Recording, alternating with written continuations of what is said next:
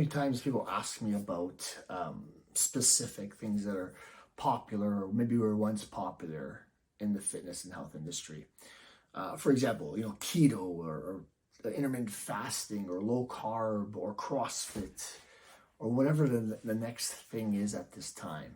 And it's interesting to go through the thought process behind why you might want to even tackle some of these plans or approaches. And I think there's some allure to see that people are succeeding with these approaches. And the truth of the matter is they're probably right by accident. So they're not succeeding because of the things that are touted as the benefits.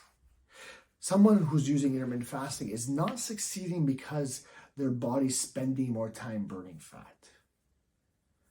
The keto person is not succeeding because fat is helping them to lose fat. There was once a time in the 80s where they thought eating fat would make you fat. And that's why the whole low fat craze came in.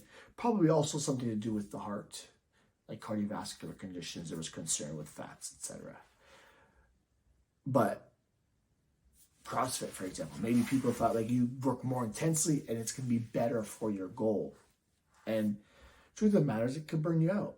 It could make you too tired that you don't want to, and too sore, or you may even get injured because it's so pushing your limit that it's not a good thing.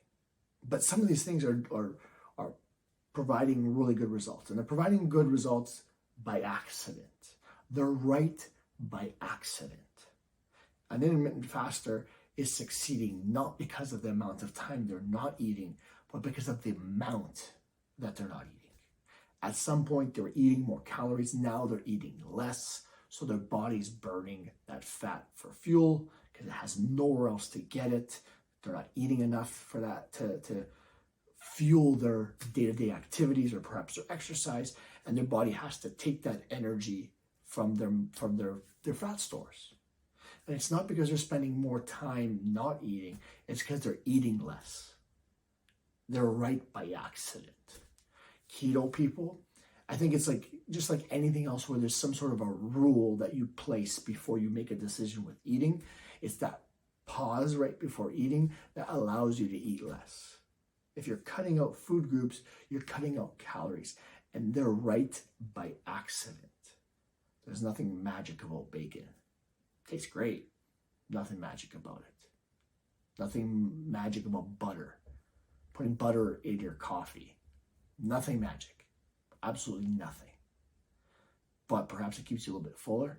Perhaps you're eating less calories. For sure you're eating less calories if you're losing body fat.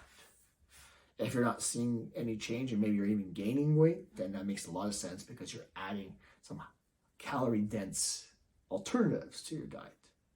CrossFit, you're seeing success because you're spending so much time exercise. You're burning so many calories. But again, high risk, sometimes high reward, but a very high risk activity because a lot of the form that you see is not good form. And when you're combining bad form with heavy equipment and little time, you're trying to do things as fast as you possibly can. It's just risky. But a lot of people are seeing success because they're going there and they're meeting friends and they're being held accountable, and they're showing up, they're being consistent, they're burning a whole lot of calories, and they're probably even starting to institute some change when it comes to nutrition. So all these things, the things that maybe are a little bit alluring to try to accomplish or incorporate in your plan, it's not because they're magic. And they're only right by accident.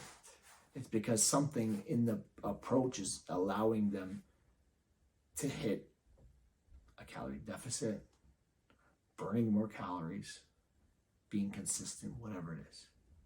They're just right by accident.